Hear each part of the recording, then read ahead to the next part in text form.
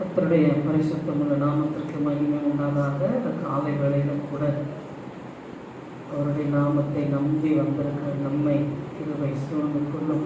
ஒவ்வொரு நாளும் அவர் நம்மை நடத்துகிறவராக இருக்கிறார். வேதம் சொல்லுகிறது, அவரும் வலது கரத்தை பிடித்து நான் உனக்கு துணை நிற்கிறேன், பயப்படாது என்று சொன்ன தேவன் நம்மோடு கூட இருக்கிறார். எல்லா சூழ்நிலைகளும், எந்த சமயத்திலும் இந்த சூழ்நிலையிலிருந்து உன்னை என்னால் காப்பாற்ற முடியாதுன்னு எந்த நேரத்தில் தகப்பன் நம்மளை விட்டு விலகுவதே இல்லை.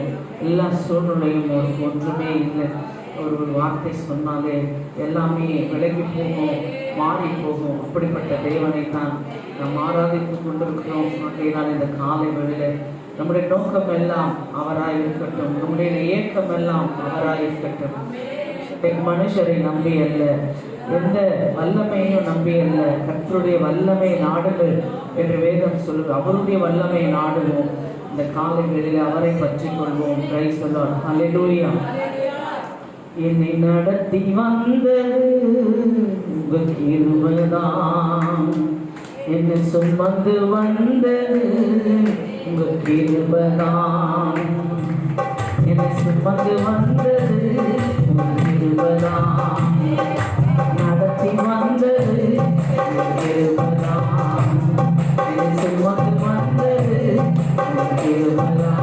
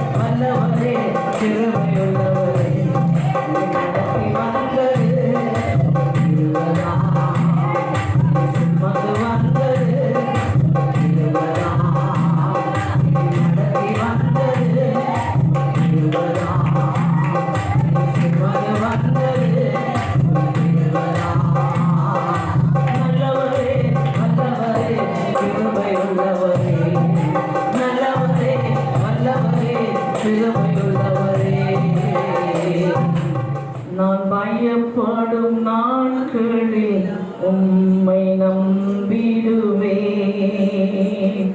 என் அச்சத்தினே ஆண்டவரே, கண்ணீரையும் செலுத்தி வைத்தவரே,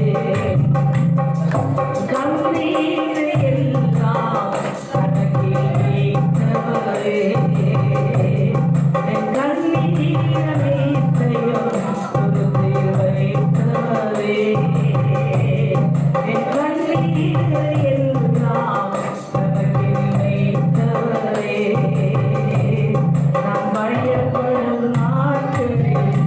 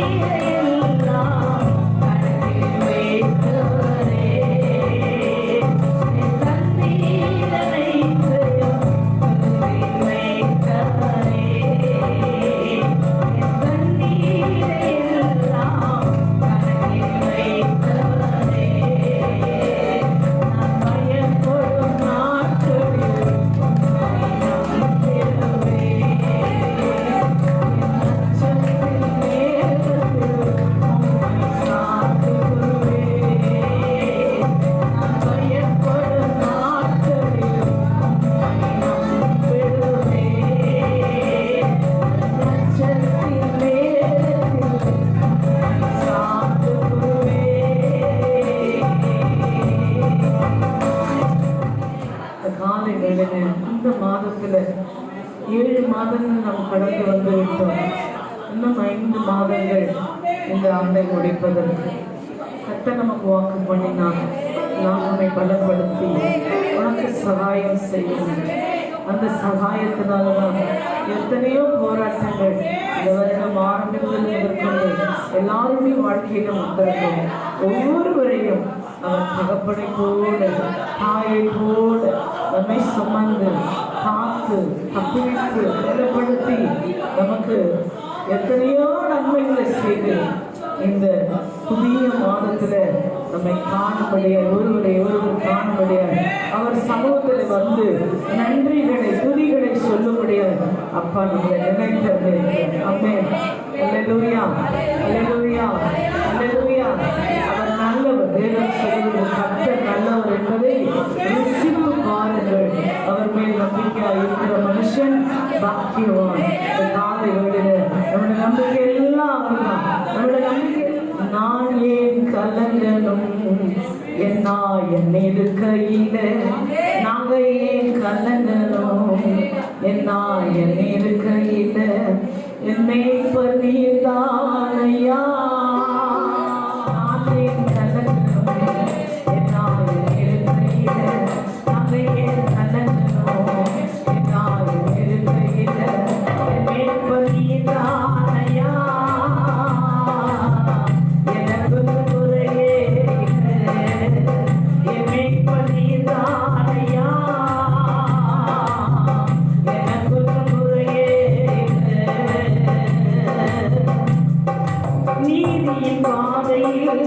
நடத்தி செல்வி மகிமை விளங்கும்படி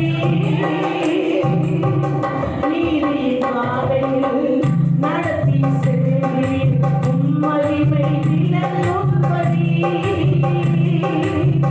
நான் என் கலங்கணும் என் இருக்கையில நாங்கள் என் கலங்கணும் என் இருக்கையில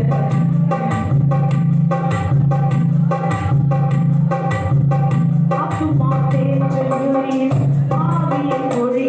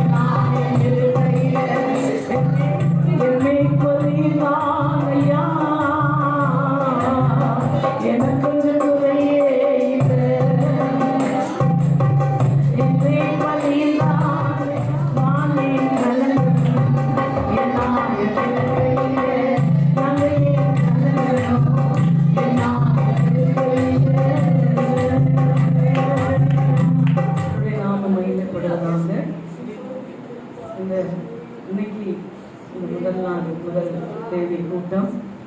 ஆகஸ்ட் மாதம் கர்த்தர் நம்மை புதிய மாதத்துக்குள்ள அப்பா கொண்டு வந்திருக்கிறோம்.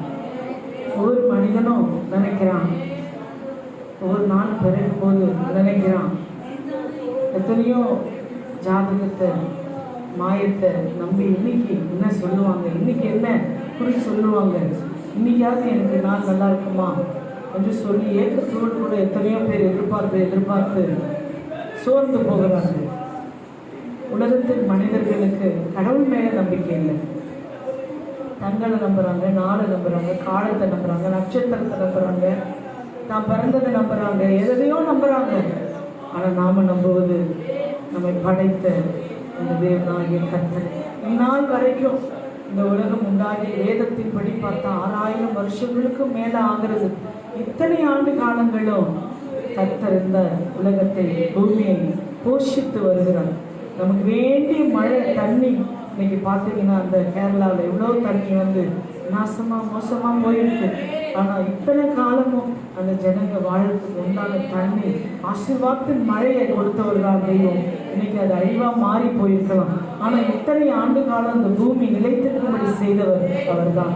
கடைசி நாட்களிலே வேதம் சொல்லுகிறது, பூமி அதிர்ச்சிகள் உண்டாகும், யுத்தங்கள் உண்டாகும், எத்தனையோ பகைகள். இன்னைக்கு பார்த்தீங்கன்னா எங்கே பார்த்தாலும் பகை, எங்கு பார்த்தாலும் கலகங்கள், எங்கு பார்த்தாலும் போட்டிகள், பொறாமைகள், கொள்ளை உலகத்துலதான் இருக்குன்னு பார்த்தா ஆண்டவர் பிள்ளைகளுக்குள்ள கூட போட்டி, பொறாமை, பகை எதுக்குங்க? எதுவுமே வானம். கடவுளை போலதான் நம்ம வாழணும், கடவுளை போல நம்ம வாழணும். எதுக்கு பகை? உன்னோட நாட்டுக்கு போடணும், என்னோட நீ எடுத்துக்கு போடல, எதுவுமே இல்லை. நம்ம அப்பா எல்லாருக்கும் அவங்களுக்கு ஏற்றாற் போல பகிர்ந்து கொடுக்குற தெய்வம். இருக்கிறத போதும் நினைச்சிட்டால அப்பா கொடுக்கறது மிதமிஞ்சிதான் நமக்கு தெரியும். அது போல நம்முடைய மனம்தான் நம்ம இதுவே போதும் நம்ம சொல்லிட்டோம் பாருங்க. ஆண்டவர் நிறுத்திட போறதில்ல, மிதமிஞ்சி நமக்கு ஆண்டவர் இன்னும் அதிகமாய் கொடுக்கிற தெய்வம் தான். பண ஆசை தான் நம்ம கூட இருக்கக்கூடாது சொல்றார். மனுஷரை நம்பக்கூடாது, அவரின் ஆசீர்வதிப்பார். வேதம் சொல்லுகிற பிரகாரமாக நான் உன்னை ஆசீர்வதிக்கிறேன், ஆசீர்வதிப்பேன். வசனம் சொல்லுகிறது உபாகம் 28:1, இன்று நான் உனக்கு விதிக்கிற கட்டளைகளின் படியெல்லாம் நீ செய்ய கவனமா இருந்தா இப்போ நான் சொல்ல போற ஆசீர்வாதம் எல்லாம் மேல வரணும். அதுக்கெல்லாம் நம்ம ஒரு 2 டியூட்டி பார்க்கணும், 4 டியூட்டி பார்க்கணும் இல்லையா? இந்த எங்க அப்பா அம்மா சொத்து சேர்த்து வச்சிருக்காங்க, அது எனக்கு கிடைக்க போகுது, அது இல்லைங்க. எல்லா ஆசீர்வாதத்துக்கும் பின்னாடியும் அவருடைய கற்பனைக்கும் கட்டளைகளுக்கும் கீழ்ப்படியணுன்ற அந்த ஒரே ஒரு வார்த்தை தான். அதைப்படி நம்ம நடந்துட்டாலே ஆண்டவர் சொன்ன எல்லா ஆசீர்வாதங்களும் நம்முடைய வாழ்க்கையில வரும். இது கடவுளுடைய வாக்குத்தத்தம். இதை நம்புறவன் தான் செழிப்பான், இதை நம்புறவன் தான் செழிப்பான். இன்னைக்கு நான் புதுசா ஒரு பிசினஸ் ஸ்டார்ட் பண்றேன், இன்னைக்கு சரி புதுசா ஒரு வேலையை ஆரம்பிக்கிறேன், இன்னைக்கு புதுசா போய் ஒரு இடம் போக போறேன், புதுசா இவங்க வர சொல்லியிருக்காங்க, அவங்க வர சொல்லியிருக்காங்கன்னு நம்பிக்கை உலகத்தின் மீது வைத்தா நம்ம ஒண்ணுமே ஆசீர்வாதத்தை பெற்றுக்கொள்ள முடியாது. கர்த்தருடைய வார்த்தைகள் கீழ்ப்படுகிறேன், நான் என்னை ஒப்பு கொடுக்கிறேன், இன்னும் என் காரியங்களில் மாற்றங்கள் வரட்டும் என்று சொல்லி நாமளே வேதம் சொல்லுகிறது. ஜீவ பலியா உங்களை என்ன பண்ணுங்க, ஒப்பு கொடுங்க. பலின்றது ஒரு கொலை செய்யறது. வேதம் சொல்லுகிறது நம்மளை பார்த்து, உங்களை நீங்களே ஜீவ பலியா என்ன பண்ணுங்க, ஒப்பு கொடுங்க. அப்ப என்ன அர்த்தம்? நம்ம ஆசை, இச்சைகள், பகைகள், கலகங்கள், கசப்புகள், பிரிவினைகள், மேட்டிமைகள், பெருமைகள், பொறாமைகள், எரிச்சல்கள், கோபங்கள், இது எல்லாத்தையும் சிலுவையை அரைஞ்சி பவுல் சொல்லுவது போல, இனி நான் அல்ல, கிறிஸ்துவே எனக்குள்ளே ஜீவிக்கிறார். அவர் உள்ள ஜீவிச்சார்னா வேற என்ன நடக்கும்? அவர் உள்ள இருந்தார்னா பகைக்கும், கசப்புக்கும், பெருமைக்கும், போராட்டத்துக்கும் இடமே இல்லை. ஆமென், அல்லேலூயா. காலை வேளையில் கூட கர்த்தர் நம் மத்தியில் இருக்கிறார்.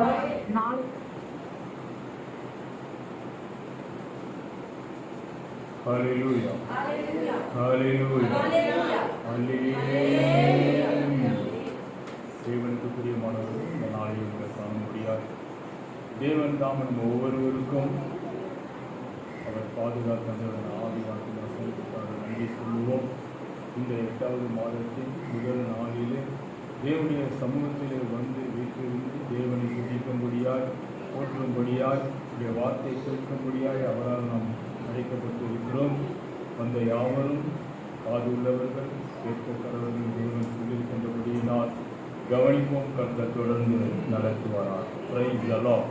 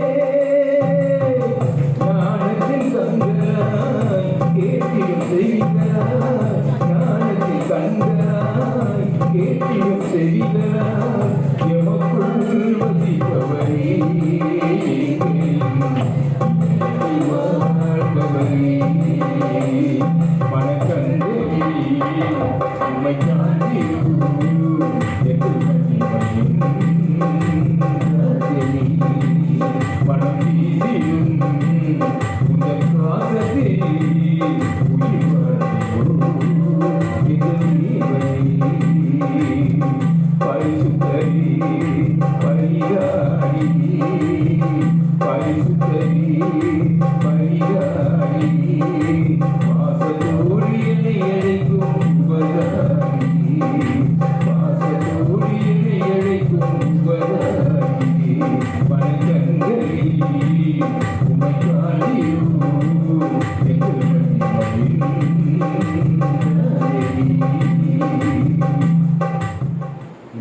நாளிலும் தேவனுடைய வார்த்தை நமக்கு தேவனாகிய கர்த்தர் கொடுத்திருக்கின்ற அந்த காரியங்களை நாம் கொஞ்ச நேரம் கவனம் கொண்டோம்.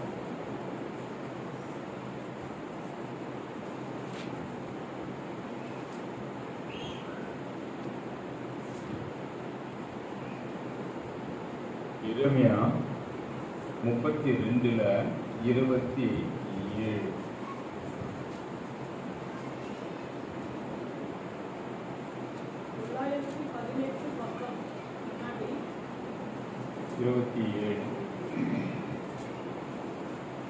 இதோ நான் மாம்சமான யாவருக்கும் தேவனாகிய கர்த்தர், என்னாலே செய்யக்கூடாத அதிசயமான காரியம் ஒன்று உண்டோ?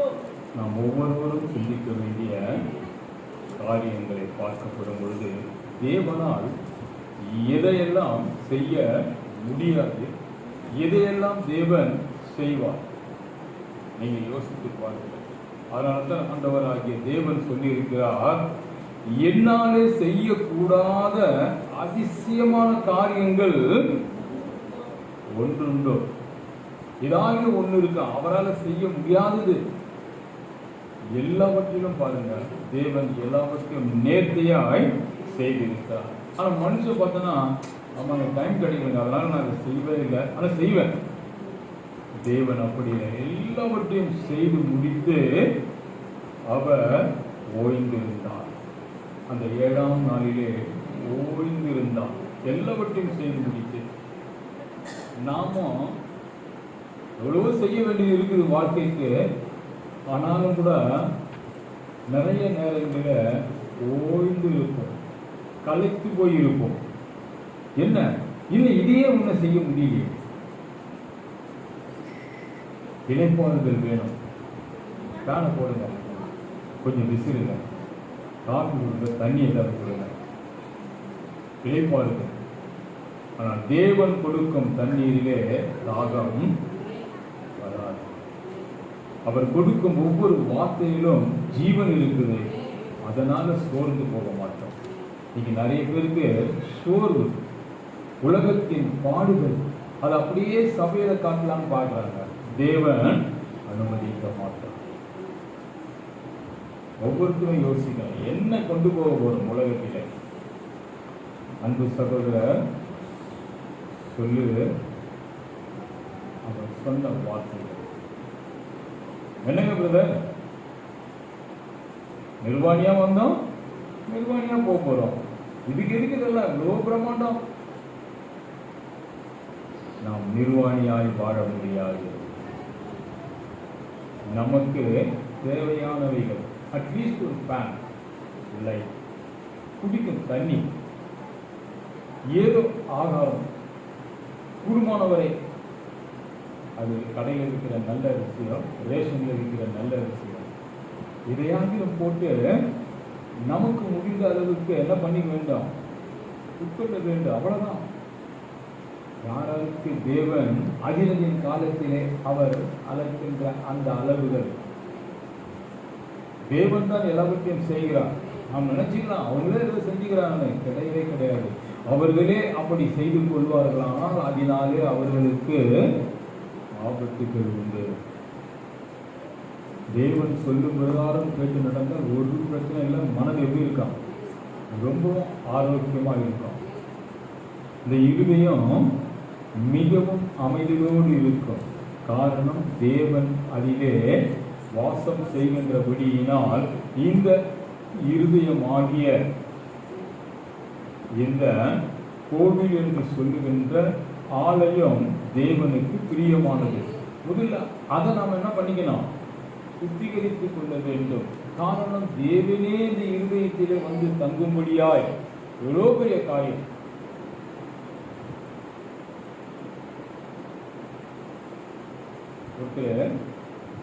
அப்போ நான் சொல்றதெல்லாம் ஒரு 50 ஆண்டுகள் இருக்குன்னு நினைக்கிறேன், எனக்கு சரியா தெரியல. எங்கள் அப்பா சினிமா கூட்டு போகும்போது அவர் ஒரு வார்த்தை எழுதுகிறார். இது சினிமா பாட்டுக்காக இல்லை, நீங்கள் புரிந்து கொள்வதற்காக. நான் அனுப்புவது கடிதம் அல்ல.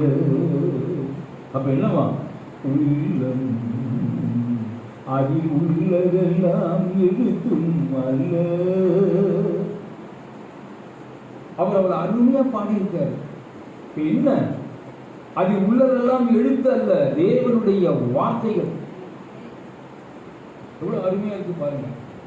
நிறைய பேர் பாட்டை அவர் பாடினார், இவர் பாடினார், முகம் தெரியும், அவன் அம்மா முகம் தெரியும் அப்படின்ற எழுதப்பட்டிருக்க அந்த வார்த்தைகளை நாம் யோசித்து பார்த்தா தேவனுடைய வார்த்தை கலந்து இருக்கும்.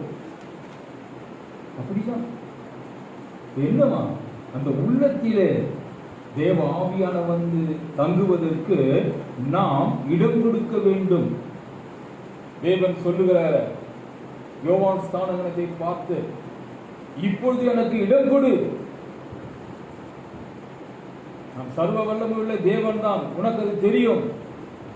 ஆனால் என்னுடைய நோக்கம் அநேக ஜனங்களின் மத்தியிலே நானும் கூட அவர்களை போல ஞானஸ்தானம் பெற்று அவர்களோடு இசைந்து அவர்களுக்கு நான் சொல்லும் புத்திமதிகள் எப்படிப்பட்டதாக இருக்கும் என்று தேவன் தீர்மானித்திருக்கிறார். அதனால் தேவன் என்ன பண்றாரு, யோவான் ஸ்நானன் கிட்ட எனக்கு இப்பொழுது இடம் கொடு.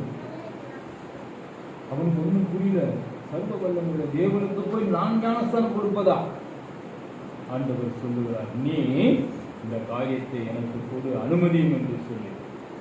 அதே போலதான் நம் ஒவ்வொருவரும் கூட தேவ ஆவியானவரை நம் உள்ளத்திலே தங்கி உலாவி அவர் உலாவிக் கொண்டே இருக்க வேண்டும். அவர் இருக்கும் வரை நாம் எப்படி இருப்போம்? பிரகாசமாக இருப்போம். நம் உள்ளம் எப்படி இருக்கும்? அமைதியோடு இருக்கும், பரிசுத்தமாக இருக்கும். அப்ப தேவன் உள்ளத்திலே வர வேண்டும் என்றால் எனக்கு ஆண்டவர் கொடுத்த ஒரு வார்த்தை, வர வேண்டும் வர வேண்டும் இயேசு தேவா. அப்படி ஒரு பாடல் கேசட்ல இருக்கு, MP3 நாங்க யூடியூப்ல போட்டிருக்கோம் பாருங்க. அப்ப தேவனாகிய கர்த்தர் வர வேண்டும் நம் இருதயத்திலே. அப்ப வர வேண்டுமானால் அவருடைய வார்த்தைகளை கேட்க வேண்டும். எனக்கு காலையில் கண்ட ஒரு சில வார்த்தைகளை அப்படியே நினைவுபடுத்தினார். நாம அந்த பிள்ளைகளை நாம் பெற்றுக்கொள்ளும் பொழுது எத்தனை ஆவல், நான் கர்ப்பம் தரிக்க வேண்டும். ஓகே, ஆண்டவர் அனுமதிச்சிட்டார். பிறகு பிள்ளை பெற்றிருக்க வேண்டும், அதையும் தேவன் செய்து விட்டார். நீ கேட்டது தேவன் கொடுத்து விட்டார். அடுத்து என்ன காரியம்?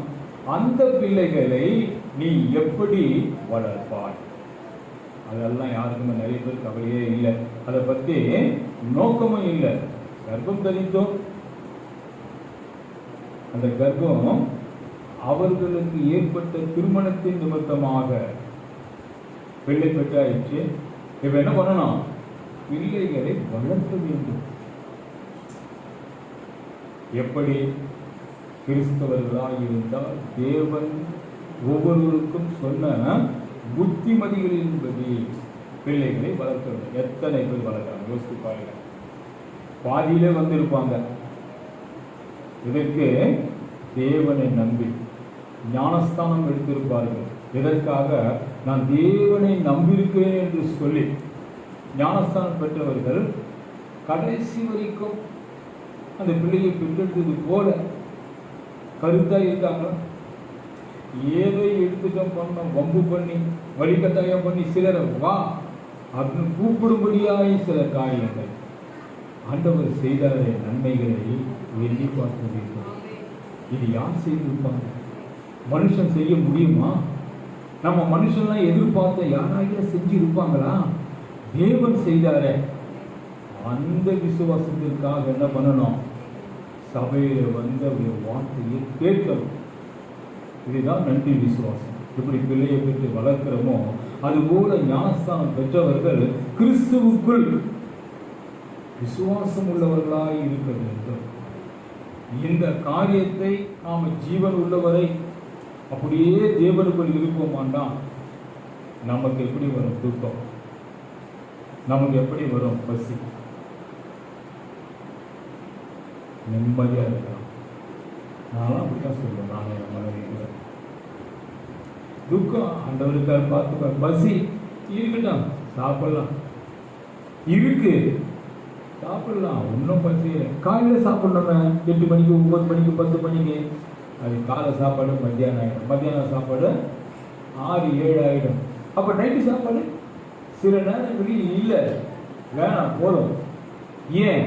கர்த்தர் நமக்குள்ள இருப்பதினால திருப்தியா இருக்கும்.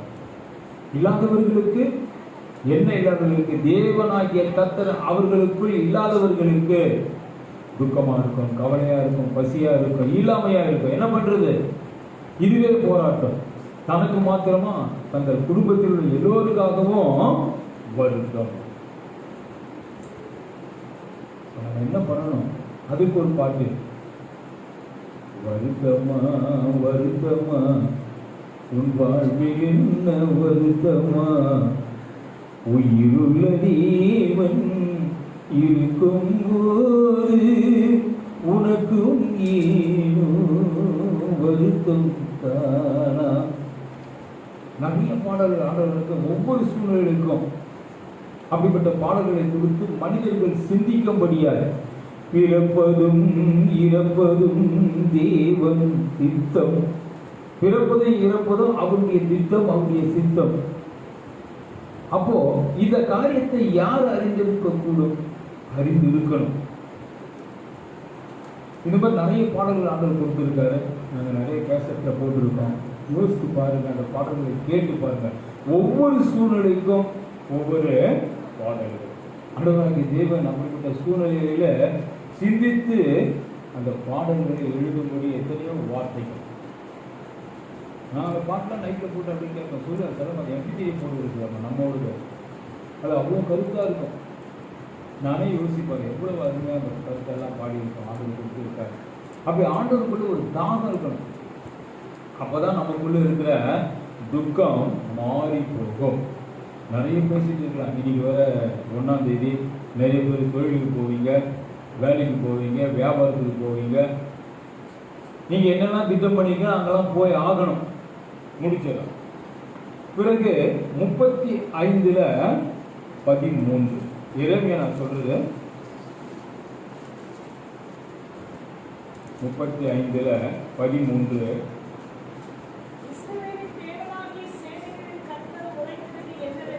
கவனிங்க.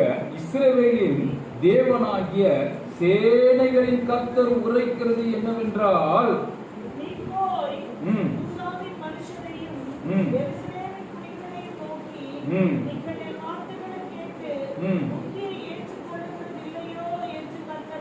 தேவனாகிய கர்த்தர் கேட்கிறார் என்னவென்று சபைக்கு வந்திருக்கிற அநேகரை குறித்து அவர் சொல்லுகிறார், நீ போய் யூதாவின் மனுஷரையும் எருசலேமின் குடிகளையும் நோக்கி, நீங்கள் என் வார்த்தைகளை கேட்டு புத்தியை ஏற்றுக் கொள்ளுகிறது இல்லையோ கர்த்தர் சொல்லுகிறார். அப்போ வந்த யாவரும் கூட என்ன பண்ணணும்? தேவன் என்ன சொல்லுகிறார், இந்த உலகம் சொல்லுகிறது இல்லை, தேவனாகிய கர்த்தர் நமக்கு என்ன சொல்லுகிறார் அதை கவனிச்சேன்னு சொன்னா நமக்கு அது பயனுள்ளதாக இருக்கும். சீக்கிரம் முடிக்கிறேன். பிரைஸ் காட், ஹல்லேலூயா. அதுக்கப்புறம் பாருங்க, ஆகாய் 1:7 வாசிங்க.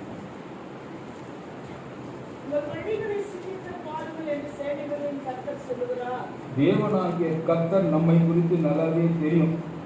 அதனால அவர் சொல்லுகிறார், உங்கள் வழிகளை சிந்தித்து பாருங்கள்.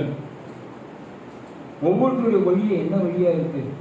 சிலருக்கு நல்வழியா இருக்கும், அதுவே கூட சிலருக்கு சந்தேகமா இருக்கும். சிலருடைய காரியங்கள் அது தீமையான வழிகளா இருக்கும், அவர்களுக்கு நல்வழி போல் காணப்படும். ஆதலால் ஒவ்வொருவரும் நாம் சிந்திக்க வேண்டியது தேவன் சொன்னது என்னவென்று, உங்கள் வழிகளை சிந்தித்து பாருங்கள் என்று சேனைகளின் கர்த்தர் உரைக்கிறார். எழுந்து நிற்போமா? Praise the Lord. இந்த மாதத்தின் வாக்குத்தத்தம் சொல்லப்பட்ட வார்த்தைகள் எல்லாம் சிந்தித்து பாருங்க. கிறிஸ்துவுக்குள் இந்த உலகத்தில் நாம் இருக்க போறது இல்லை. கொஞ்ச கால வாழ்க்கை, கொஞ்ச கால வாழ்க்கை இது, கொஞ்ச கால வாழ்க்கை. ஒவ்வொருத்தரும் நினைக்கணும். நாங்க நினைச்சிட்டே இருப்போம். இப்போ கொஞ்ச கால வாழ்க்கையில என்ன சாதிக்கப்படும்? சாதித்தவர்கள் மரித்தால் என்னெல்லாம் கூட வரும்?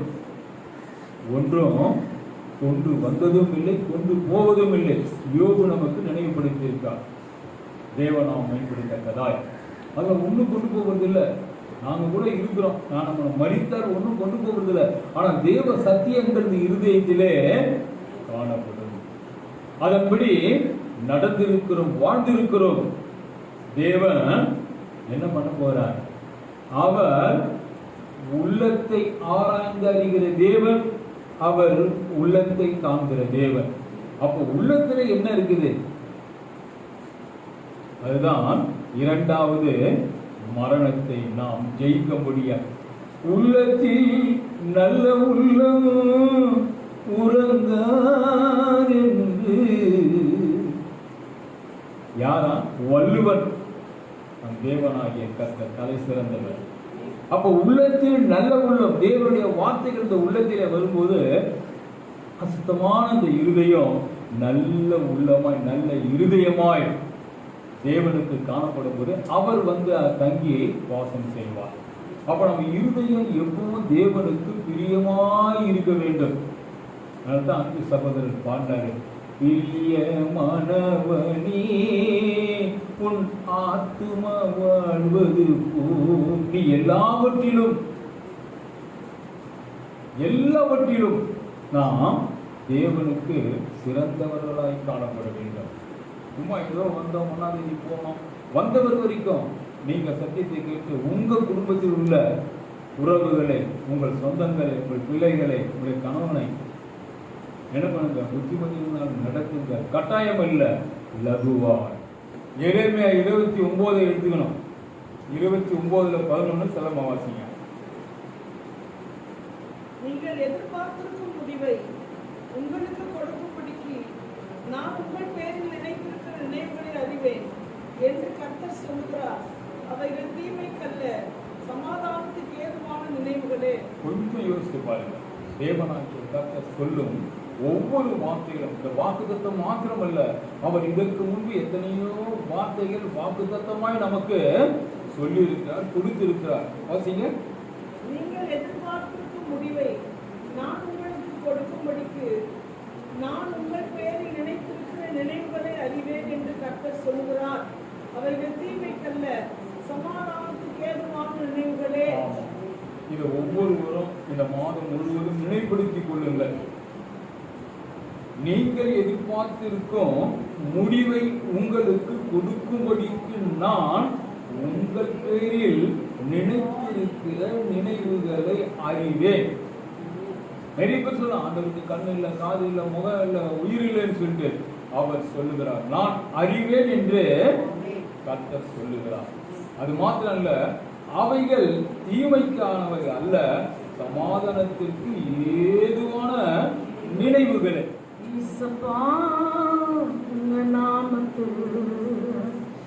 இன்றும் அற்புதங்கள் நடக்குது.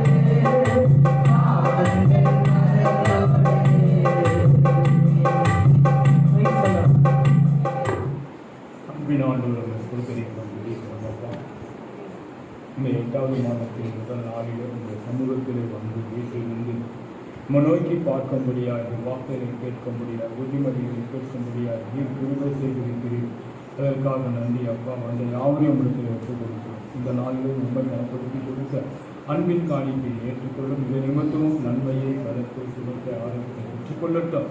ஒவ்வொருத்தையும் ஆசீர்வதியும் வேலையும் பாதுகாப்பு. இதை யாவரையும் இடத்தில் தாழ்மையும் ஒப்புக் கொடுக்கிறோம். இதோ எல்லா துதிகள மையமை யாவும் ஒருவருக்கு ஏற்றுக்கொள்ளும் எங்கள் ஜீவனுள்ள நல்லதாக. ஆமென், ஆமென், ஆமென். என் ஆத்துமாவே கர்த்தரை ஸ்தோத்திரி, என் முழுவதுமே அவர் பரிசுத்த நாமத்தை ஸ்தோத்திரி. என் ஆத்துமாவே கர்த்தரை ஸ்தோத்திரி, அவர் செய்த சகல உபகாரங்களையும் மறவாது. ஆமென். நம்மை கர்த்தாவே கிருபையும் தாவுடைய அன்பும் பரிசுத்த ஆவியானவருடைய அன்பின் ஐக்கியமும் இன்றும் என்றும் கூடி வந்திருக்கின்ற அனைவரோடும் என்றென்றும் இருப்பதாக. ஆமென். ஹல்லேலூயா, ஹல்லேலூயா, ஹல்லேலூயா. தேவனுக்கு பிரியமான கர்த்தர் தாங்கள் ஒவ்வொருவரையும் தினப்படுத்தி பலப்படுத்தி பாதுகாத்து ரட்சித்து ஆசீர்வதிப்பாராக. கர்த்தருக்கே மகிமை உண்டாவதாக. ஜெபிச்சுக்கணும். Praise Lord.